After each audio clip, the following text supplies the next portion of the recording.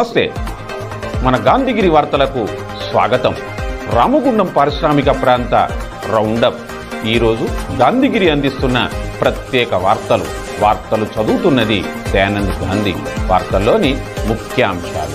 Press meet లో వేళ్ల హరీష్ రెడ్డి ధ్వజం, నిమజ్జన తీరు మీద కౌశిక హరి కర్నెర్ర, గోదావరిలో గల్లంతైన రాజు కుటుంబం రాస్తా రోకో, కారెక్కిన కాంగ్రెస్ శ్రేణులు. వివరాలు.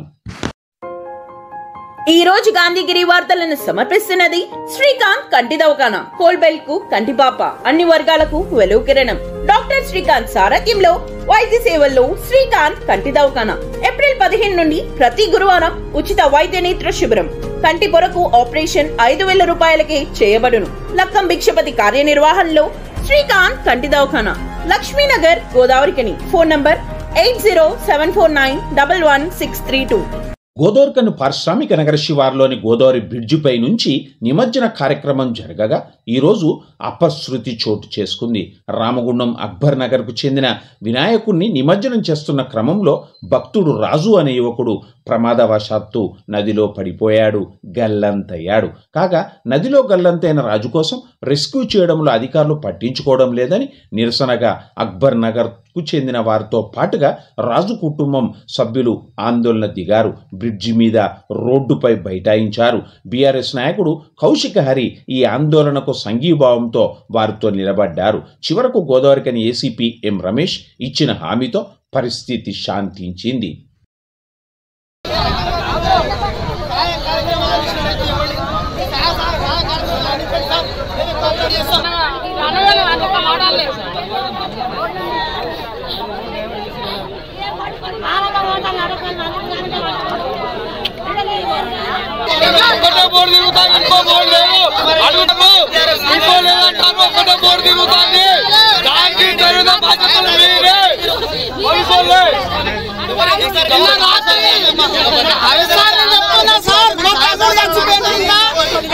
ఐదు గంటలకు పోతే ఇది లేదని బోర్లు అని పడగొట్టి పోలీస్ శాఖలకు అందరికీ ఎత్తునే చెప్తున్నా.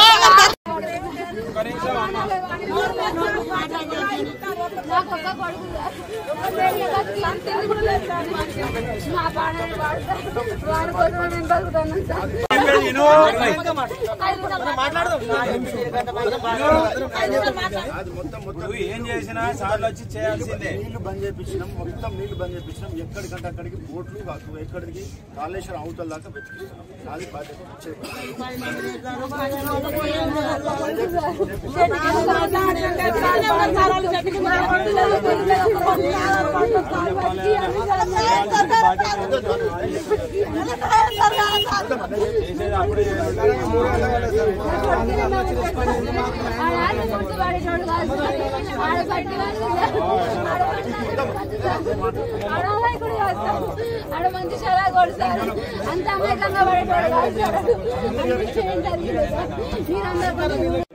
పరిణామాలు నచ్చక వ్యాఖ్యపరిచి ఒక బోట్ లేదట, ఆ బోట్కు పెట్రోల్ లేకపోతే వీళ్ళు తీసుకొచ్చే పరిస్థితి ఉన్నది. ఇదంతా కూడా ఇక్కడ ఉండి చూడాల్సిన అధికారుల వైఫల్యం. ఇప్పుడు మాత్రం యాక్సిడెంట్ జరిగేటప్పుడు ఎవరేం లేదు, కానీ అయిపోయినాక మాత్రం ఇమ్మీడియట్లీ రెస్క్యూ చేయాల్సిన అవసరం ఉంది. ఒక నిమిషం మాత్రం మనిషి తేలుకుంటూ పోతా ఉన్నాడు. ఇమ్మీడియట్లీ బోట్లు వస్తే ప్రాణాలు సేవ్ అయ్యేటి, ఇంత ఉపద్రవం ఉండదు. ఇప్పటికి కూడా అధికారులు ఎవరు ప్రాపర్ గా రెస్పాండ్ లేదు. రాష్ట్రాలలో చేయాల్సిన అవసరం ఏర్పడుతుంది. పెద్ద ఎత్తున ప్రయాణికులు కూడా ఇబ్బంది పడతా ఉన్నారు బస్సులల్లో, కార్లల్లో. ఇది చాలా శోచనీయం. చేయడానికి వచ్చే ప్రజా పనులకి ఇక్కడ జరిగే కనబడతలేదా అని చెప్పి నేను అడుగుతా ఉన్నా. ఇప్పటికైనా ఇమ్మీడియట్ దీనికి సంబంధించిన అధికారులు ఎవరు ఉన్నారో, ఏసీపీ గారు కావచ్చు, డీసీపీ గారు, ఇంకెవరైనా రెవెన్యూ అధికారులు వచ్చి ఇమ్మీడియట్లీ వాళ్ళకు రిలీఫ్ ఇచ్చి ఒక హామీ ఇచ్చి మేము పనిచేస్తాం, మీకు దగ్గర ఉండి మేము చేపిస్తాం అనేది కావాలి. అవును, ఆ బోట్లు ఎందుకు టైంలో రాలేదు, దానికి పెట్రోల్ ఎందుకు లేదు, దానికి సరి అయినటువంటి పరిణామాలు ఎందుకు జరగలేదు, వారి మీద ఏ మీద చర్యలు తీసుకుంటారనేది కూడా దీని తర్వాత ఫస్ట్ బాడీని బయటికి తీయాలి. తీసిన తర్వాత ఎక్కడ ఫెయిల్యూర్ అయింది అది దాని మీద చర్యలు తీసుకోవాలని చెప్పి మేము డిమాండ్ చేసి ఇమ్మీడియట్ అధికారులు రండి, వాళ్ళతో మాట్లాడి వాళ్లకు మేము ఈ విధంగా ఇప్పుడు ఇమ్మీడియట్ కార్యాచరణ చేపడుతున్నామని చెప్పి ట్రాఫిక్ క్లియర్ చేసుకుని పనిచేయాల్సిన బాధ్యత ఉన్నదని చెప్పి మేము తెలియజేస్తాం. గోదావరి నదిలో గల్లంతైన రాజు కుటుంబాన్ని రామగుండం ఎమ్మెల్యే రాజ్ ఠాకూర్ మక్కాన్ సింగ్ పరామర్శించారు. వారిని ఓదార్చారు. నదిలో గల్లంతైన రాజు ఆచూకీ కోసం వెతుకులాట చేపడతామని వారికి హామీ ఇచ్చారు. ఆ కుటుంబ సభ్యుల దీనస్థితిని చెల్లించిన ఎమ్మెల్యే వారికి వ్యక్తిగతంగా 2 లక్షల రూపాయల ఆర్థిక సహాయాన్ని అందించారు. ప్రభుత్వ పరంగా ఆదుకుంటామన్నారు. ఘటనా స్థలాన్ని ఆయన అధికారులతో కలిసి పరిశీలించారు.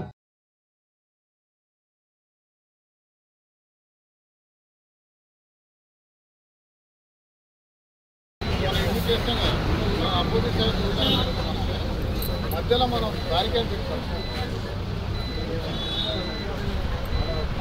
ఏం చేయాలి, మనం టెంపరీ ప్లాట్ఫామ్ డూటాన్ చేసుకోవడానికి ఐరన్ ఉంటుంది. టెంపరీ దాంట్లో నీళ్ళు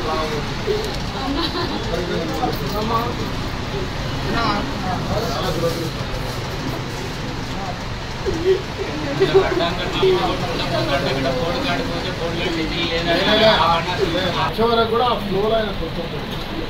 దాని తర్వాత ఎక్కడ ఏమన్నా అందరూ ఇంకా పోవాలనేది పోలీసు పోయింది. పోలీసులు ఉన్నారు, కలెక్టర్ ఉన్నారు,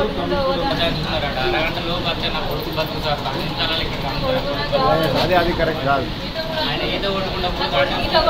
ఈ చెల్లగట్టని చూడన్న, ఈ చెల్ల బాధ వినన్న, అందరి బాధ విన్నావు, నా బాధ కూడా వినన్న. నువ్వే దిక్కన్న, నా కొడుకులు ఎడుకులాడు పీరన్న అన్న చెప్పాను. నా కొడుకు ఉన్నాడని చెప్పాను, నా కొడుకు వస్తాడని చెప్పాను.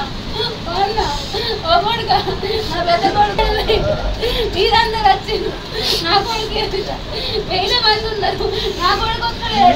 ఇంతమంది ఉన్నారు, నా కొడుకు లేడు. నిమజ్జనోత్సవ కార్యక్రమాలు చాలా జాగ్రత్తగా, బ్రహ్మాండంగా, కనివిలేనితో గొప్పగా జరిగినాయి. ప్రతిసారి గణేషుల విసర్జన పెరుగుతూ ఉంది, గణేషులు పెట్టడం కూడా ఎక్కువ అవుతా ఉంది. ఈరోజు ఒక దురదృష్టకర సంఘటన. మార్నింగ్ 6 వరకు కూడా నేను కూడా అందరితో, మా అధికారులతోటి, పోలీస్ అధికారులతోటి ఎప్పుడు మాట్లాడుతూనే ఉన్నా, నిద్రపోతుంటా. అదే మాదిరిగా పోలీస్ కమిషనర్ గారు, ఏసీపీ గారు, 2 ఏసీపీలు, పోలీస్ ఇన్స్పెక్టర్లు, సింగరేణి అధికారులు, ఎన్టీపీసీ అధికారులు, సంబంధిత ప్రతి ఒక్క మున్సిపల్ అధికారి కూడా ఇక్కడే ఉన్నారు. ఆ తరుణంలో ఇంకా ఇక్కడ దాదాపుగా అప్పుడు 50 వరకు వినాయకులు ఉన్నారు. 6-7 ఆ పడిపోయే సమయంలో పెద్ద పెద్ద వినాయకులు ఉన్నారు. వీళ్ళు కూడా రావడం, వాటికి పెట్టినప్పుడు మున్సిపల్ సిబ్బంది అంతా ఉన్న తరుణంలో, పోలీసు ఉన్న తరుణంలో అది జరిగేటప్పుడు, అప్పటి వరకు దాని ముందు కూడా వీళ్ళతో మాట్లాడేది అంతా పీస్ఫుల్ ఉన్నారు. ఎందుకంటే గతంలో వారం రోజుల ముందే మేము ఇక్కడికి వచ్చి ఈ వచ్చే ఫ్లడ్లు చూసి విపరీతమైన వరద వస్తూ ఉంది. మనం ఇదంతా చాలా జాగ్రత్తలు తీసుకున్నాం, లైట్స్ పెట్టించాం. దాదాపు 25 పాయింట్లు, 31 పాయింట్లు పెట్టినాం. క్రేన్స్ కూడా అద్భుతంగా పెట్టాం. 1 గంట రూపాయలు పూర్తయ్యాయి. ఏవైతే ఆలస్యంగా వచ్చినాయో వాటికి మాత్రమే వాళ్ళు పొద్దున వరకు చేయలేదు. వాళ్ళు కూడా చాలామంది ఆడుతూ పాడుతూ రావడం, టైర్డ్ అయి ఉన్నది. ఆ సందర్భంలో అతన్ని నిలబడ్డప్పుడు దురదృష్టవశాత్తు ఆ పిల్లోడి దాకా పడిపోయిన వెంటనే ఇటు చివరిలో ఉన్నటువంటి సెక్యూరిటీ ఏదైతే స్పీడ్ బోట్స్ ఉన్నాయో అక్కడికి వెళ్ళడం, ఒక బోట్ ఏమో ఒక బండకు తల్లి ఆగిపోవడం, ఒక బోట్ ఆడికి చేరడం. కానీ ఆ వచ్చే వరద నీటి ప్రవాహంలో ఆ స్పీడ్లో అప్పటికే ఆయన ఆ పిల్లోడు ముందరికి వెళ్ళిపోయాడు. నాకు తెలిసి అంత పైకి వెళ్ళి పడ్డప్పుడు మనిషికి కొంచెం దెబ్బ తగులుతుంది, తర్వాత హైబాత్ ఉంటుంది. ఆ టెన్షన్లో అతనికి ఈత వచ్చినా కూడా ఆ ప్రవాహానికి కొట్టుకున్నటువంటి పరిస్థితి ఉంది. అయినా కూడా పొద్దున్న నుంచి అన్ని ప్రాంతాల్లో మళ్ళీ ఎల్లంపల్లి అధికారులతో మాట్లాడి నీళ్ళ ఫ్లో తగ్గించి బోట్లు ఇక్కడ సుండిల్లో కూడా తిరుగుతూ ఉన్నాయి. ఎక్కడ కూడా అధికారులు కాంప్రమైజ్ కాకుండా కలెక్టర్ గారు స్వయంగా అక్కడి నుంచి మరలిస్తూ, పోలీస్ కమిషనర్ గారు, పోలీస్ అధికారులు, మున్సిపల్ కమిషనర్ గారు అందరూ ఉండగా జరుగుతున్న తరుణం. ఇవన్నీ జరిగినా కూడా దురదృష్టంగా జరిగినటువంటి ఒక సంఘటన. ఇది జరగరానిది. ఇన్ని జాగ్రత్తలు తీసుకున్నాక ఇంత బ్రహ్మాండంగా చేస్తున్నప్పుడు కూడా జరిగినటువంటి ఒక దురదృష్టమైన కారణం. దీనికి మనస్ఫూర్తిగా ఆ కుటుంబానికి నేను, ఆ పిల్లోడు జాగ్రత్తగా ఉంటే జాగ్రత్త రావాలని కోరుతున్నా. ఒకవేళ జరగరాని జరిగితే ఆ కుటుంబానికి ప్రగాఢ స్థానం పెట్టుకుంటాను. ఆ ఊరు అది నా కుటుంబ సభ్యులు. వాళ్ళ ప్రతి ఒక్కరికి జరిగినటువంటి ఒక చిన్న పిల్లోడు 25 సంవత్సరాల పిల్లోడు పోయిందంటే ఆ తల్లిదండ్రులకు చెప్పలేనంత బాధ ఉంటుంది. దాన్ని మానవత్వం ఉన్న వాళ్ళు ఎవరైనా దాని గురించి బాధపడాల్సిన అవసరం ఉన్నది.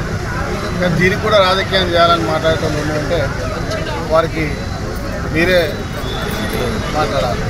ఇవాళ ఒకే ఒక అంశం, ఆ కుటుంబాన్ని ఆదుకునే ప్రయత్నం నాది. ఆ కుటుంబానికి ఎక్కడి నుంచో లక్షపేట నుంచి వచ్చి అక్బర్ నగర్లో కొన్ని సంవత్సరాలుగా కిరాయి ఉంటూ కూలి పని చేసుకుంటాం. వారికి ఒకడే కొడుకు. ఆ కుటుంబానికి బాధనైతే ఆ దేవుడు తప్ప ఇంకెవరు తీర్చలేరు.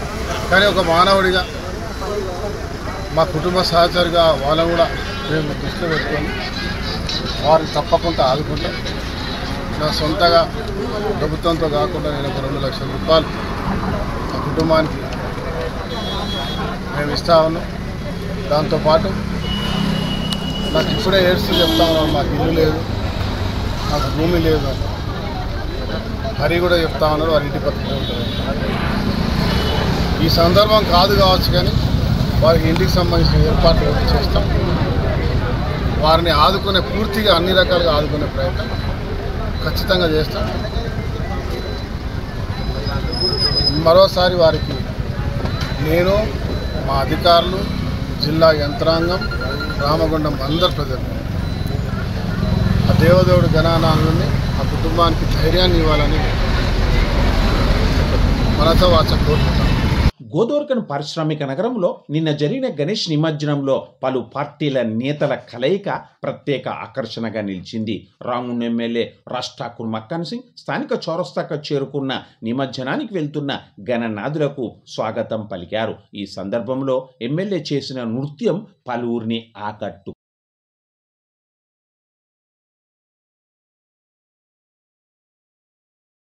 నిమజ్జనం సందర్భంగా గోదోర్కన్ చౌరస్తాలో విశ్వ హిందూ పరిషత్తు వారి ఆధ్వర్యంలో ప్రతిసారి ఏర్పాటు చేసే గణనాథుల స్వాగత కార్యక్రమంలో అధికారం ఉంది కదా అని స్థానిక ఎమ్మెల్యే ప్రత్యేకంగా డీజేలు పెట్టుకొని ఎమ్మెల్యే పాటలను పెట్టి ఇష్టారాజ్యంగా ప్రవర్తించిన తీరును పూర్తిగా తాము వ్యతిరేకిస్తున్నామని, ఇలాంటి కొత్త సంప్రదాయాలు తీసుకువస్తున్న పద్ధతి మంచిది కాదని బీఆర్ఎస్ పార్టీ రాష్ట్ర నాయకుడు కౌశిక హరి అన్నారు. ఈ సందర్భంగా మీడియాతో ఆయన మాట్లాడారు. గోదావరికని పట్టణంలో గత 50 ఏళ్ళుగా వినాయక నిమజ్జన కార్యక్రమం, అదేవిధంగా గణపతుల ప్రతిష్టాపన జరిగి 9 రోజులు నవరాత్రులు బ్రహ్మాండంగా ప్రతిసారి జరుగుతూ ఉన్నాయి. కానీ ఏదైతే నిన్న జరిగినటువంటి నిమజ్జన కార్యక్రమంలో చౌరస్తాల ఎప్పటిలేని విధంగా మరి పోలీసు అధికారుల వైఫల్యమా, లేకపోతే ఇక్కడున్నటువంటి గెలిచినటువంటి ఎమ్మెల్యేగా గెలిచి ఆయన యొక్క పవర్ చూపెట్టిండా తెలియదు. కానీ అక్కడ జరిగేది విశ్వ హిందూ పరిషత్ ఆధ్వర్యంలో ఎప్పటికీ స్వాగత కార్యక్రమం జరుగుతూ ఉంటుంది. అన్ని పార్టీల వాళ్ళని పిలిపించి వాళ్ళతోటి వచ్చిన గణేశులకు స్వాగతం చెప్పించి దండేపించి కొబ్బరికాయ కొట్టిస్తూ ఉంటాం. ఇట్లాంటి కార్యక్రమం జరుగుతుంది. కానీ ఇప్పుడు ఇక్కడ గెలిచినటువంటి ఎమ్మెల్యే అతి ఉత్సాహంతో ఏదైతే అక్కడ ఒక డీజే సెటప్ తయారు చేసుకొని పాటలు పెట్టుకునేసి పెద్ద ఎత్తున భాయి భాయి ఆయనదో పాట ఉంటుంది, భాయి భాయి అని ఆ పాట పెట్టుకొని ఆడ చౌరస్తాలో డ్యాన్స్ చేసుకొని ప్రోగ్రాం మొత్తం డిస్టర్బ్ చేసేది. ఇది ఎటువంటి సంఘటన?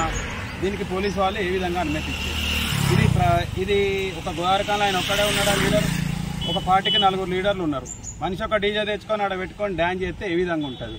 మేము పోయి దాన్ని నిన్న అక్కడ పోయి ఆపడం వల్ల ఎటువంటి పరిణామాలు జరుగుతుంది? మేము అది డిస్టర్బ్ అవుతుంది అని చెప్పేసి ఓపిక కొద్ది ఆగి అప్పటికి చెప్పినాం వాళ్ళకు.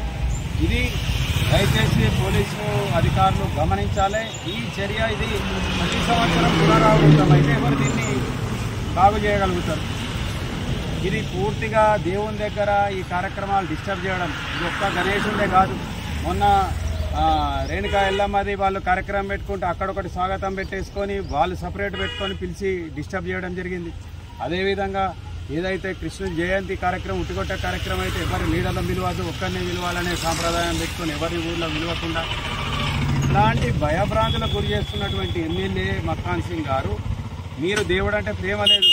నేను చాలా సందర్భాల్లో చూసినా మీరు ఎక్కడ కొబ్బరికాయ తీసుకొని కొడతారు మీరు మీ నాయకులందరూ.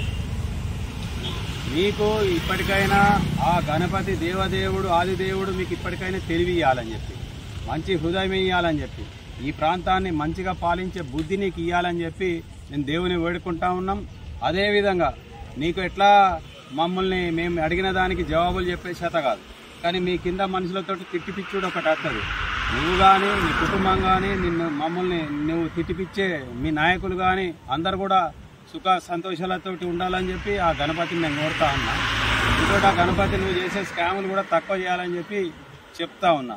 నిన్న అన్ని పాటలు పెట్టుకున్నావు, పెద్ద ఎమ్మెల్యే స్టిక్కర్ ఇక్కడ పెట్టుకొని తిరిగినావు. మరి ఇవాళ ఇన్ని గంటలు అవుతుంది ఇక్కడ జరిగి. ఒక పోలీస్ అధికారులు తప్పించి ఇంకే అధికారి ఇక్కడ వ్యవస్థ లేదు. అంటే ఒక పోలీసు వాళ్ళకైనా ఇది పట్టి దీని రెస్క్యూ టీం ఎక్కడ పోయింది, రెవెన్యూ వాళ్ళు ఎక్కడ పోయినరు, సేఫ్టీ వాళ్ళు ఎక్కడ పోయినరు, సింగరేన్ ఎక్కడ పోయింది, ఇవన్నీ ఎవరు పూర్తి ఫెయిల్యూర్. ఒక 2 నిమిషాలు ఆయన కొట్టుకుంటా పోయింది. ఒక బోట్ వస్తే నిమిషంలో కాపాడేటువంటి వ్యవస్థను పూర్తిగా వైఫల్యం చెందింది. ఒక మంచి కార్యక్రమం 10 రోజులకెళ్ళి పోలీసులు కష్టపడి చేసినంతా కూడా నిర్వీర్యం చేసే పని ఇక్కడ జరిగింది. దీనికి ఎమ్మెల్యే పూర్తిగా బాధ్యత వహించాలి. ఆడ పెట్టుకొని డీజేలు పెట్టుకొని ఎగిరినట్టు కాదు, ఇక్కడ ఎగరాలి ఎండల. ఏమన్నంటే డీజిల్ లేదంట అది ఇక్కడ ఉన్నటువంటి పరిస్థితి. దయచేసి ఇప్పటికైనా పద్ధతులు మార్చుకోవాలని చెప్పేసి నిన్న జరిగిన సంఘటన పునరావృతం కాకుండా రాబోయే కాలంలో ఇక్కడ ఉన్నటువంటి అధికారులు మళ్ళీ సంవత్సరం కోసం దాన్ని మొదలే నోటిఫై చేసుకొని మళ్ళీ జరగకుండా చూడాల్సిందిగా మేము విజ్ఞప్తి చేస్తున్నాం. కార్మికుల సమస్యలను పక్కకు పెట్టి సింగరేణిలో గుర్తింపు ప్రాతినిధ్య యూనియన్లు పైరవులకు పరిమితమయ్యారని తెలంగాణ బొగ్గుగని కార్మిక సంఘం అధ్యక్షుడు మిరియాల రాజిరెడ్డి అన్నారు. గోదావరిఖని ప్రెస్ క్లబ్లో ఈరోజు జరిగిన ప్రెస్ మీట్లో ఆయన మాట్లాడారు. ఈ ప్రెస్ మీట్లో నాయకులు మాదాసు రామూర్తి, నూనె కొమరయ్య, వడ్డపల్లి శంకర్, పర్లపల్లి రవి, చెల్పూరి సతీష్ తదితరులు ఉన్నారు. కార్మిక సమస్యలను పక్కన పెట్టి పైరవీలకు మాత్రమే పరిమితమైనటువంటి గుర్తింపు ప్రాతినిధ్య సంఘాల యొక్క వైఖరిని ఖండిస్తా ఉంది తెలంగాణ బొగ్గని కార్మిక సంఘం. ఈరోజు సింగరేణి కార్మికులు అనేక సమస్యలను ఎదుర్కొంటా ఉన్నారు. ప్రతి సంవత్సరం రావాల్సినటువంటి లాభాల వాటా విషయంలో కూడా ఈరోజు కార్మిక వర్గం మళ్లీ పోరాటం చేయాల్సినటువంటి అవసరం ఏర్పడింది. అందుకే మొన్న సెప్టెంబర్ 2న తెలంగాణ బొగ్గని కార్మిక సంఘం లాభాలను ప్రకటించాలి యాజమాన్యం, దానిపైన ప్రభుత్వం లాభాల వాటను కూడా ఎంత శాతం అనేది ప్రకటించి తేదీని ప్రకటించాలనేటువంటి దాంతో పాటుగా మెడికల్ కు సంబంధించినటువంటి మెడికల్ బోర్డుకు సంబంధించినటువంటి ఇష్యూస్ పైన కూడా ఈరోజు కొత్తగూడెంలోని హెడ్ ఆఫీస్ ముందు ధర్నా చేపట్టడం జరిగింది. ఆ ధర్నాలో పాల్గొన్నటువంటి టీపీజీకే శ్రేణులకి కార్మిక వర్గానికి అభినందనలు తెలియజేస్తా ఉన్నది. ఈరోజు సింగరేణిలో లాభాల వాటా ఒక 25 రోజులు ఉన్నటువంటి పండుగకు ముందు ఇవ్వాల్సింది ఇప్పటి వరకు ప్రకటించలేదు. గతంలో ఇచ్చినటువంటి 33% 35% పెంచి పంచాలి అనేటువంటి డిమాండ్. అంతేకాకుండా గత సంవత్సరం ఏదైతే 33% అని చెప్పి 16.9% పంచినటువంటి దాన్ని వ్యతిరేకిస్తూ ఈసారి వాస్తవ లాభాల మీద 35% లాభాల వాటాను పంచాలి అని, అలాగే కాంట్రాక్ట్ కార్మికులకు కూడా పెద్ద ఎత్తున వాళ్లకు ఇవ్వాలని 10% కంటే పైన పంచాలి అనేటువంటి డిమాండ్ తోటి తెలంగాణ బొగ్గని కార్మిక సంఘం ధర్నా చేయడం జరిగింది. దాంతో పాటుగా మెడికల్ కి సంబంధించినటువంటి మెడికల్ బోర్డులు అనేటువంటి గత 6 నెలలుగా దాదాపుగా ఇప్పటి వరకు కూడా పెట్టలేదు. మొన్న కొంచెం ఏదైతే హయ్యర్ సెంటర్ కి పోయిన వాళ్ళకు పెట్టినటువంటి దాంట్లో కూడా 9% మాత్రమే ఇన్వాలిడేషన్ అయినటువంటి సందర్భంలో సింగరేణి కార్మిక వర్గం అంతా ఆందోళన చెందుతుంది. అసలు సింగరేణిలో మెడికల్ బోర్డులు ఉంటావా? ఉంటే ప్రతి నెల పిలుస్తారా? పిలిస్తే ఎంత మేరకు ఇన్వాలిడేట్ అవుతారు? అంటే కేటీఆర్ గారి నాయకత్వం, గోరకంటి చంద్రబాబు నాయకత్వం, జై తెలంగాణ.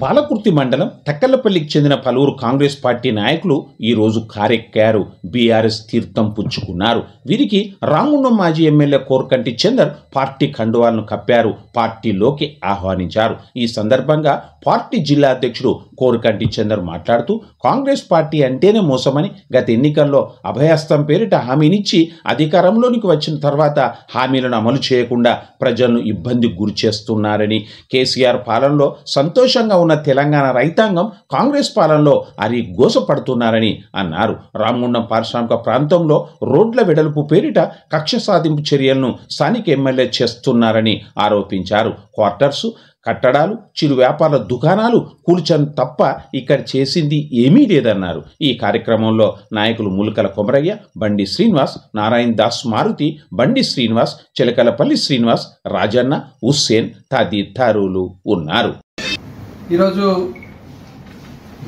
రామగుండం నియోజకవర్గం పాలకుర్తి మండలానికి సంబంధించి తక్కలపల్లె గ్రామ పంచాయతీలోని కాంగ్రెస్ పార్టీకి సంబంధించినటువంటి నాయకులు గౌరవనీయులు నేరిమట్ల పెద్దమల్లేశం గారు, నేరిమట్ల సీనన్న, నేరిమట్ల రాయపోషం, నేరిమట్ల రాయలింగం, బిట్టరాజన్న, తీగల స్వామి వీళ్ళందరూ కూడా ఇలా బీఆర్ఎస్ పార్టీలో చేరడం జరిగింది. కాంగ్రెస్ పార్టీ అనుసరిస్తున్నటువంటి విధానాలు, ఇచ్చినటువంటి ఒక్క మాట కూడా నెరవేర్చకపోగా ఇలా రైతులందరికీ కూడా యూరియా సకాలంలో అందించక రైతులందరూ కూడా ఇబ్బంది పడుతున్నటువంటి ఒక నేపథ్యంలో కాంగ్రెస్ పార్టీకి అసలు మేము కాంగ్రెస్ నాయకులమని గ్రామంలో చెప్పుకునేటువంటి పరిస్థితి లేకుండా పోయింది. కాంగ్రెస్ వాళ్ళమనంటే ప్రజలు, రైతులు తిట్టేటువంటి పరిస్థితికి వచ్చింది. మళ్ళీ మాకు కేసీఆర్ గారి పాలనే కావాలి, కేసీఆర్ గారు ముఖ్యమంత్రి కావాలనేటువంటి ఆలోచన కొద్దీ ఆ యొక్క తక్కలపల్లె గ్రామానికి సంబంధించినటువంటి కాంగ్రెస్ పార్టీ నాయకులందరూ కూడా చేరడం అనేది నిజంగా చాలా సంతోషం. తప్పకుండా ఆనాడు కేసీఆర్ గారి సంకల్పం తెలంగాణ ప్రాంతంలో ఉన్నటువంటి ప్రతి ఎకరానికి నీళ్లు అందించడం, రైతులను రాజులుగా చూడడం కోసం గ్రామ స్వరాజ్యంలో గ్రామంలో ఉన్నటువంటి అన్ని విధాలుగా గ్రామాలను అభివృద్ధి చేసేటువంటి గొప్ప కార్యక్రమానికి శ్రీకారం చుట్టినటువంటి కేసీఆర్ గారి పాలన మాకు కావాలని కోరుకుంటున్నటువంటి ఒక నేపథ్యంలో ఈరోజు చేరినటువంటి వీళ్ళందరికీ కూడా హృదయపూర్వకంగా మేము స్వాగతం తెలియజేస్తా ఉన్నాం.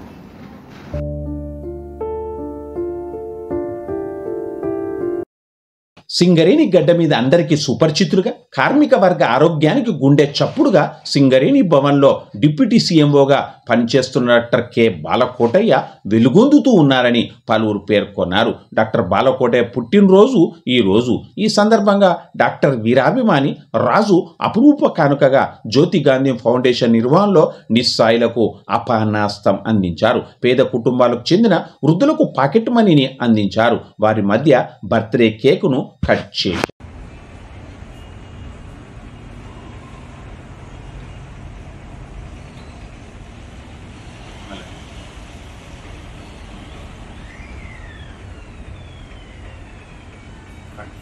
డాక్టర్ బాలకోటయ్య గారు చాలా మందికి సుపరిచితులు. బొగ్గు గనులు ఎక్కడైతే ఉన్నాయో, బొగ్గు గని ఉద్యోగులు ఎక్కడైతే ఉన్నారో, సింగరేణియులు ఎక్కడ ఉన్నారో వాళ్ళ హృదయాల్లో ఒక మంచి స్థానాన్ని పొందినటువంటి వ్యక్తి బాలకోటయ్య గారు. క్షేత్రస్థాయిలో ప్రతి కార్మికుని యొక్క హృదయాన్ని అక్కునే విధంగా వైద్య సేవలు అందించినటువంటి వ్యక్తి. కేవలం వైద్య సేవలే కాదు, మాటకు మంచితనం, చాలా ఆప్యాయంగా ఆత్మీయతతో అందరినీ పలకరిస్తూ అన్ని పక్షాలను, అన్ని వర్గాలను తన హక్కున చేర్చుకునేటువంటి గొప్ప మనస్తత్వం ఉన్నటువంటి వ్యక్తి డాక్టర్ బాలకోటయ్య గారు. మరి అందుకే సింగరేణి యాజమాన్యం వారిని గుర్తించింది, వారి సేవలను గుర్తించింది. ఒక వైద్యునిగా కాకుండా ఒక సామాజికవేత్తగా, సమాజంలో సేవలు అందించేటువంటి ఒక మంచి గొప్ప వ్యక్తిగా ఆయనను గుర్తించి ఆయన హైదరాబాద్లో కార్పొరేట్ వ్యవస్థలు, అంటే కార్మికులకు కార్పొరేట్ వైద్యం అందించడంలో సమన్వయం చేయడం కోసం డిప్యూటీ సీఎంఓగా హైదరాబాద్లో సింగరేణి భవన్లో వారు గత కొంతకాలంగా విధులు నిర్వహిస్తున్నారు. మరి కేవలం విధులకే పరిమితం కాకుండా ఏ కార్మికుడైనా, అంటే అత్యవసర పరిస్థితుల్లో వైద్యం అందుకోవడానికి హైదరాబాద్కు వెళ్లే ప్రతి కార్మికునికి, కార్మిక కుటుంబానికి ఓదార్పించేటువంటి గొప్ప మనస్తత్వం ఉన్నటువంటి వ్యక్తి డాక్టర్ బాలకోటయ్య గారు. మరి డాక్టర్ బాలకోటయ్య గారు చాలా అభిమానం సంపాదించుకున్నాడు కాబట్టే ఈరోజు ఒక అభిమాని, వీరాభిమాని, డాక్టర్ బాలకోటయ్య గారి వీరాభిమాని రాజు. ఈ రాజు గారు ఒక మంచి కార్యానికి చేపట్టడం జరిగింది. బాలకోటయ్య గారి బర్త్డే సందర్భంగా, ఈరోజు సందర్భంగా ఆయన ఒక మంచి కార్యాన్ని చేపట్టడం జరిగింది. మరి బాలకోటయ్య గారు కార్మికులకు అందిస్తున్నటువంటి సేవలను కానీ, ఆయన అభిమానాన్ని గమనించినటువంటి అభిమాని రాజు మరి ఈరోజు కేవలం డాక్టర్ గారికి ఒక గిఫ్ట్ ఇవ్వకుండా, ఒక శాల్వ గప్పి కేక్ కట్ చేయించకుండా ఆయన ఒక చక్కటి కార్యక్రమానికి శ్రీకారం చుట్టడం జరిగింది. జ్యోతి గాంధీ ఫౌండేషన్ నిర్వహణలో నిస్సాయులైనటువంటి వృద్ధ మహిళలకు, వృద్ధ పురుషులకు ఒక చేదోడు, ఒక చేయితని వారి ఒక అపర్ణాస్తం అందించాలి, వాళ్ళకు కొంత ఓదార్పు ఇచ్చేటువంటి విధంగా పాకెట్ మనీ అందించాలని రాజు భావించడం జరిగింది. మరి వీళ్ళ కళ్ళల్లో ఉండేటువంటి ఆనందమే డాక్టర్ బాలకోటయ్య గారికి ఒక మంచి మనోధైర్యం, గొప్ప ధైర్యం, ఒక మంచి ఆశీస్సులు. రాబోయే కాలంలో కూడా ప్రజాక్షేత్రంలో ఆయన వైద్య సేవలు కానీ సామాజిక సేవలు కానీ అందించేటువంటి ఒక ఆశీస్సులు అందించేటువంటి కార్యక్రమాన్ని రాజు చేపట్టడం నిజంగా చాలా గొప్ప విషయం. రామగుండంలో జరుగుతున్న అరాచక పాలన తెలంగాణలో ఎక్కడా లేదని, కుంభకోణాలే రాజ్యం ఎలుతున్నాయని అడ్డు చెప్పినోళ్లను అడ్డదిడ్డంగా కేసులు పెట్టిస్తూ భయభ్రాంతులు గురి చేస్తున్నారని బీఆర్ఎస్ పార్టీ రాష్ట్ర నేత వ్యాళ్ల హరీష్ రెడ్డి అన్నారు. గోదావరిఖని ప్రెస్ క్లబ్లో జరిగిన ప్రెస్ మీట్లో ఆయన ఈరోజు మాట్లాడారు. ఈ ప్రెస్ మీట్లో నాయకులు అయితే శివకుమార్, తస్లీం బాను, జాహిద్ పాషా, కృష్ణస్వామి, బూరుగు వంశీకృష్ణ, మెరుగు చంద్రమౌళి, మడిశెట్టి రవీందర్, కొండ సురేష్, అనుముల కళావతి, పరుష స్వాతి, పొన్నం రాజన్న తదితరులు ఉన్నారు. ఇప్పుడు ఎమ్మెల్యేలు ఆయా నియోజకవర్గాలకు సామంతరాజులుగా దండనాయకులుగా తయారయ్యారు. తెలంగాణలో కూడా ఈ పోకడలు మొదలయ్యాయి. తెలంగాణలో యూరియా కొరత ఇప్పుడు ప్రధాన సమస్యగా ఉంది. రైతులు ప్రభుత్వాన్ని నిందిస్తున్నారు. కేంద్ర ప్రభుత్వానికి చెందిన రామగుండం ఎరువుల కంపెనీ తెలంగాణలో ఉన్నప్పటికీ సాంకేతిక సమస్యలు తలెత్తి ఉత్పత్తి నిలిచిపోయింది. దీంతో యూరియా కొరత మరింత తీవ్రమైంది. ఈ పరిస్థితుల్లో ఎవరైనా ఏం చేస్తారు? ఎరువుల ఫ్యాక్టరీలో మరమ్మతులను వేగంగా పూర్తి చేయించి ఉత్పత్తి తిరిగి ప్రారంభమయ్యేలా చేస్తారు. కానీ అధికార పార్టీకి చెందిన ఒక ఎమ్మెల్యే ఇందుకు విరుద్ధంగా వ్యవహరిస్తున్నారు. మరమ్మతుల కాంట్రాక్ట్ పొందిన సంస్థ ప్రతినిధులు తనను కలిసి తన సంగతి ఏమిటో తేల్చకపోతే ఎలా అని భీష్మించుకుని కూర్చున్నారు. ఈ వ్యవహారం మంత్రి, ముఖ్యమంత్రి వరకు వెళ్ళింది. దీంతో సంబంధిత శాఖ మంత్రి కల్పించుకొని సదరు ఎమ్మెల్యేను పిలిపించుకొని సర్ది చెప్పారు. ఈ ధోరణిని ఏమనాలి? ఇల్లు తగలబడుతుంటే గులేరుకోవడానికి ప్రయత్నించినట్టుగా ఇది పరిస్థితి. ఈరోజు రాష్ట్రం మొత్తం మీద రైతులు ఎక్కడ చూసినా కానీ, మీరు పిఎస్సిఎస్ సెంటర్లు చూడండి, లేకపోతే యూరియా సరఫరా కేంద్రాలు ఎక్కడ చూసినా కూడా అరిగోస పాలవుతున్నారు రైతులంతా. కిలోమీటర్ల కొద్ది కూడా వాళ్ళ చెప్పులు లైన్లలో పెట్టి, పాస్బుక్లు లైన్లలో పెట్టి, కొందరు మహిళలు పాపం గేట్లు దునికే ప్రయత్నంలో దెబ్బలు తాకించుకొని, కొందరు మహిళలు అయితే చంటి పాపలతో వచ్చి అక్కడనే వాళ్ళకు పాలిస్తూ, ఇంత దారుణమైనటువంటి పరిస్థితులు ఇలా రైతాంగానికి ఏర్పడడానికి గల ప్రధాన కారణం ఏంది? పైనున్నటువంటి కేంద్ర ప్రభుత్వము, కిందున్నటువంటి కాంగ్రెస్ ప్రభుత్వాలు రెండూ కూడా రైతులకు సకాలంలో యూరియా అందించడంలో విఫలమైనవి. వాస్తవానికి వస్తే ఇలా మన ప్రాంతంలోనే రామగుండం ఫర్టిలైజర్స్ కార్పొరేషన్ లిమిటెడ్ వల్ల ఎరువుల ఫ్యాక్టరీ ఇక్కడ ఉంది. ఈ ఎరువుల ఫ్యాక్టరీ 2021 సంవత్సరంలో అప్పటి ప్రధానమంత్రి గారు మోడీ గారు వచ్చి మరి 6,000 కోట్లతో స్థాపించినటువంటి ఎరువుల ఫ్యాక్టరీని ప్రారంభించలేదు. ఆ రోజు నుండి ఈ రోజు వరకు ప్రతి ఏటా సాంకేతిక కారణాలతోని, వివిధ టెక్నికల్ రీజన్స్ తోని అక్కడ సమస్యలు తలెత్తడము, ఏడాదికి ఒక 2-3 నెలలు అది మూతపడము, దాన్ని రిపేర్ల కొద్ది మళ్ళీ ఓపెన్ చేయడము, ఇది ఒక తతంగం నడుస్తా ఉంది. ఆది నుంచి ఇది ప్రారంభమైనప్పటి నుంచి అన్ని సమస్యలతోనే నడుస్తుంది. గతంలో ఉద్యోగాల విషయంలో కొన్ని సమస్యలు తలెత్తినాయి. తర్వాత అమోనియా లీకేజ్ వల్ల ప్రతిసారి కూడా చుట్టుపక్కల ఉన్నటువంటి గ్రామస్తులు, మా రామస్వామి అని ఉన్నాడు ఇక్కడ, మా కృష్ణస్వామి గారు, మా పోషం గారు ఉన్నారు, వాళ్ళ ఎల్కలపల్లి గేట్ కానివ్వండి, లక్ష్మీపురం కానివ్వండి, ఇక్కడ ఉన్నటువంటి గ్రామాల ప్రజలందరూ కూడా అమోనియా లీకేజ్ వల్ల వాంతులు విరేచనలు చేసుకుంటారు. సో ఇన్ని సమస్యల మధ్య ఉన్నటువంటి ఈ ఎరువుల ఫ్యాక్టరీ ఈ సంవత్సరం ఏమైంది? దాదాపు కంటిన్యూస్ ఇప్పుడు 25వ రోజు అంట, ఇయాలటికి కూడా మరమ్మతులు చేయలేదు, అది ఓపెన్ కాలేదు. ఈ వీడియో చూసింది కదా, ఇది ఏబిఎన్ ఆంధ్రజ్యోతి. వాస్తవం చెప్పాలంటే కొంతలో కొంత కాంగ్రెస్ కి ఫేవరబుల్ ఉంటారు వాళ్ళు. అయినప్పటికీ కాంగ్రెస్ పార్టీకి చెందినటువంటి ఒక ఎమ్మెల్యే, ఆ ఎమ్మెల్యే మరెవరో కాదు, స్థానిక శాసనసభ్యుడు రాజ్ ఠాకూర్ మక్కాన్ సింగ్. వెనకటికి ఒక సినిమా చూస్తుండే, ఆ సినిమాలో ఏంటంటే కోట శ్రీనివాస్ ఒక డైలాగ్ ఉంటుంది. ఆయన దగ్గరకు వచ్చి ఎవరు ఏమైనా పని కావాలన్నా, ఏదైనా మాట్లాడాలన్నా కానీ ఇట్లా అంటాడు, నాకేంటి. గదే పరిస్థితి వల్ల ఈ ప్రాంతంలో ఎమ్మెల్యే గారు కాంట్రాక్టర్లు ఎవరు ఏ పని చేసినా, ఏ పని చేపట్టినా నాకేంటి అని మొదలు పెడుతున్నారు. అరే రాష్ట్రం మొత్తం ఒక దిక్కు రైతులు అల్లాడుతా ఉంటే, యూరియా లేక సతమతమవుతా ఉంటే, ఇలా ఈ కాంగ్రెస్ ప్రభుత్వం వచ్చినప్పటి నుంచి 600 రోజుల్లో, గడిచిన 600 రోజుల్లో దాదాపు 600 మంది పిట్టల్లాగా రాలిపోయిన ఆత్మహత్యలు చేసుకొని. అయినా కానీ ఎమ్మెల్యే ధోరణి ఏంది? యూరియాకి సంబంధం, నాకు సంబంధం లేదు, రైతులు చనిపోయినా నాకు సంబంధం లేదు, నాకు రావాల్సింది వాటా నాకు వస్తేనే మీరు మరమ్మతులు చేయడానికి నేను పర్మిషన్ ఇస్తా, మీ ఫ్యాక్టరీని ఓపెన్ చేసుకుని యూరియా ప్రారంభించండి అని అంటున్నాను. వాళ్ళే చెప్తున్నారు ఈ ధోరణి ఏమని ఇల్లు కాలిపోతే బొగ్గులు ఏరుకుంటారంట గదంట పరిస్థితి. ఇలా ఈ రామగుండంలో జరుగుతున్నటువంటి అరాచకమైనటువంటి పాలన ఏ నియోజకవర్గంలో కూడా లేదు. ప్రతి దాంట్లో కుంభకోణమే. ఇసుక, మట్టి, బూడిద ప్రతి విషయంలో ఒక కుంభకోణం జరుగుతా ఉంది. అడ్డు చెప్పిన వాళ్ళని అడ్డదిడ్డంగా కేసులు పెట్టుడు, భయభ్రాంతులకు గురి చేసేటువంటి అరాచకమైనటువంటి పాలన నడుస్తూ ఉంది. ఇలా ఇదే రామగుండం ఎన్నికల ముందు 2023 ఎన్నికల ముందు ఇచ్చినటువంటి వాగ్దానాల్లో ప్రధాన వాగ్దానం ఏంది? ఆ రోజు రామగుండం ఎరువుల ఫ్యాక్టరీలో ఏదో స్కామ్ జరిగి ఉద్యోగాల విషయంలో స్కామ్ జరిగింది. ఆ విషయంలో ఆ స్కామర్స్ ఎవరెవరైతున్నారో వాళ్ళందరినీ కూడా నేను కటకటాల వెనుకకు పంపిస్తా అని చెప్పిండు ఈయన మక్కాన్ సింగ్ గారు. మరి 20 నెలలు సరిపోతున్నాయండి మీకు? ఏడా ఏమైనా ఇన్వెస్టిగేషన్ ఉందా మీది? ఎందరిని పంపించారు లోపలికి? ఎందరు బాధితులకు మీరు డబ్బులు ఇచ్చారు? లక్షల రూపాయల్లో ఆ రోజు కాజేసినటువంటి డబ్బులు ఇవాళ ఇస్తా అన్నారు కదా, ఏడమైందా డబ్బులంతా? మీరు ఎవరి పక్షాన ఉన్నారు నాకు అర్థమైతలేదు. మీరేమన్నా లోపాయికారు ఒప్పందం గిట్ట చేసుకున్నారా వాళ్ళతో వెనకాల? ఇదెక్కడి తతంగం? ఇది పూర్తిగా విఫలమైనటువంటి ప్రభుత్వం. ఈ ప్రభుత్వము రైతులకు ఇవ్వాల్సినటువంటి రైతు భరోసా సకాలంలో ఇయ్యదు, చేయాల్సినటువంటి రైతు రుణమాఫీ ఎగ్గొట్టింది, సగం కంటే ఎక్కువ చేయలేదు, రైతులకు సకాలంలో సాగునీరు అందియదు, సింగరేణి ప్రాంతంలో ఉన్నటువంటి కార్మికుల సమస్యల్ని విస్మరిస్తుంది. ఈడ హ్యాండిక్యాప్డ్ పింఛన్ ఉన్న వాళ్ళకి పింఛన్ ఇస్తా అని ఎగ్గొట్టిరు, వాళ్ళకి ఇస్తలేరు. ప్రతి మహిళకి ఇస్తా అన్నటువంటి 2500 రూపాయలు ఎగ్గొట్టిరు. దేని గురించి సపోర్ట్ లేదు.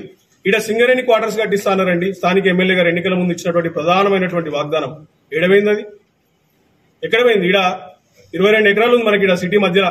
దాన్ని తీసుకుని ఏదో సోలార్ ఫామ్ పెడతా అన్నాడు కదా, దాని బదులు అక్కడ సింగరేణి ఎంప్లాయీస్ కి క్వార్టర్లు కట్టానండి, హైరైజ్ బిల్డింగ్లు కట్టు. ఏమైతుంది? అభివృద్ధి అంటే కేవలం ఇండ్లను కూలగొట్టుడు, దుకాన్లు కూలగొట్టుడు, రోడ్లు వెడల్పు చేయడమే కాదు. కూలగొట్టుడు ఎవరికైనా ఈజీయే, ఇల్లు కట్టి చూపించాలి.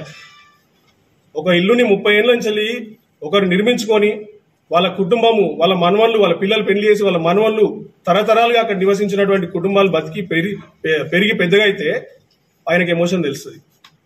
మరి ఆయన ఇల్లు కట్టిండా లేదా మాకు తెలియదు, కానీ ఇక్కడ ఉన్నటువంటి ప్రజల ఇల్లు కూలుస్తా ఉంటే మాత్రం వాళ్ళ ఆర్తనాదాలు వినడానికి చాలా బాధాకరంగా ఉంది. ఇదొక సబ్జెక్ట్ అయితే, నిన్నగాక మొన్న చూసినాం మనము వినాయక చవితికి ఇక్కడ మున్సిపల్ కమిషనర్ గారు ఒక ఆర్డర్ వేసిండు. స్థానికంగా ఈ వినాయక నిమజ్జనం జరిగే సమయంలో ఎవరు కూడా బ్యానర్లు పెట్టద్దు, ఫ్లెక్సీలు పెట్టద్దు అంటారు. నిన్న చూసినాం మేము. నేను కూడా ఉండే ఇక్కడ నిమజ్జనం జరిగే క్రమంలో ఇక్కడ చౌరస్తా కాడ నేను కూడా నిలబడ్డా. దాదాపు ఒక 300-400 వినాయకులు వెళ్ళిండ్రు, గణనాథులు వెళ్ళిండ్రు గోదావరిలో నిమజ్జనం కోసం. చుట్టూ చూస్తే దాదాపు ఒక 20-25 ఫ్లెక్సీలు ఉన్నాయండి. మరి మున్సిపల్ కమిషనర్ గారు ఇచ్చినటువంటి ఆర్డర్ కేవలం ప్రతిపక్ష నాయకులకేనా? అధికార పక్ష నాయకుడికి లేదా బాధ్యత? స్థానికంగా ఐఏఎస్ ఆఫీసర్ గారు, మున్సిపల్ కమిషనర్ గారు ఒక మాట చెప్తే పాటించాల్సినటువంటి బాధ్యత స్థానిక ఎమ్మెల్యే గారి పట్ల లేదా? ఇంగ్లీష్లో, తెలుగులో కూడా ఇంగ్లీష్లో కూడా ఒక సామెత ఉంటుంది, పర్ఫార్మెన్స్ వీక్ గా ఉన్నప్పుడే పబ్లిసిటీ పీక్ లో ఉంటుందంట. పర్ఫార్మెన్స్ అనేది వీక్ గా ఉంది, అందరికంటే చెత్తగా. ఈ నియోజకవర్గంలో ఉన్నంత చెత్తగా ఏ నియోజకవర్గంలో లేదు. రోడ్ల దుస్థితి చూడండి, కాల్వల దుస్థితి చూడండి, ప్రతి విషయంలో కూడా ఈ నియోజకవర్గంలో స్థానిక ప్రభుత్వం విఫలమైంది. విఫలమైనప్పుడు ఏం చేయాలి? పబ్లిసిటీ పీక్స్ లో తీసుకెళ్లాలి. కొన్ని నియోజకవర్గం ఎంట్రన్స్ కాడ నుంచి మొదలు పెడితే ఎండింగ్ వరకు దాదాపు 100కు పైగా ఫ్లెక్సీలు. అంటే మీరు పరిపాలన చేద్దామని చెప్పేసి రాజకీయంలోకి వచ్చిర్రా, ఎమ్మెల్యే అయినరా, లేకపోతే పబ్లిసిటీ చేసుకోవడానికి వచ్చిర్రా? దీన్ని అడిగితే కేసులే. మళ్ళా మేము ఒక్క రోజుకి ఇట్లా ఫ్లెక్సీ పెడితే తెల్లారే వచ్చి మున్సిపల్ వాళ్ళు చింపిపోతారు. స్థానికంగా ఎమ్మెల్యే గారికి అనిపిస్తలేవండి మీకు? ఈ ధోరణి మార్చుకోవాలి. బెదిరింపులు, అరాచక పాలన, ఈ ధోరణి అంతా కూడా మార్చుకోవాలి. మరీ ముఖ్యంగా రైతులకు చెందినటువంటి ఈ సమస్యని ఇలా మీరు ఆ కాంట్రాక్టర్ని బెదిరించి రాపండి, వాటాల కోసం బెదిరించి రాపండి. ఆపిచ్చి మీరే తక్షణమే ఆర్ఎఫ్సిఎల్ దగ్గరికి పోయి ఆ ఫ్యాక్టరీలో ఉండి కాంట్రాక్టర్తో మీరే పనులు చేయించి తక్షణమే దాన్ని మరమ్మతులు చేసి ఓపెన్ చేయండి.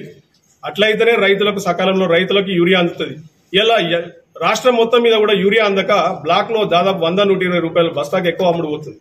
288 రూపాయలకి ఇవ్వాల్సినటువంటి యూరియాని ఇలా బ్లాక్ లో కాంగ్రెస్ నాయకులకు చెందినటువంటి దుకాణదారులు, వాళ్ళు వీళ్ళు వ్యాపారస్తులు 400 రూపాయలకు అమ్ముకుంటారు. అంటే రైతులని నిలువున దోపిడీ చేసే విధానం ఇది.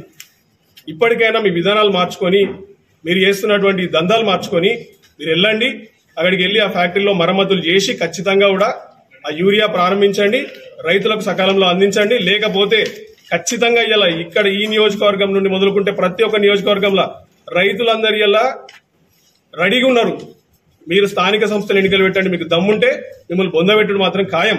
ఈ కాంగ్రెస్ పార్టీ విధానాల పట్ల విసిగి వేజారిపోయిన రైతులు మిమ్మల్ని బొందబెట్టి మళ్ళొక 20-30 ఏళ్ళు ఇక్కడ కాంగ్రెస్ పార్టీకి స్థానమే లేకుండా చేయడానికి సిద్ధమైనరు. అందుకే వాళ్ళు దగ్గర పెట్టుకొని ప్రవర్తించండి. ఇప్పటికే ఇంతటితో గాంధీగిరి వార్తలు సమాప్తం. నమస్కారం.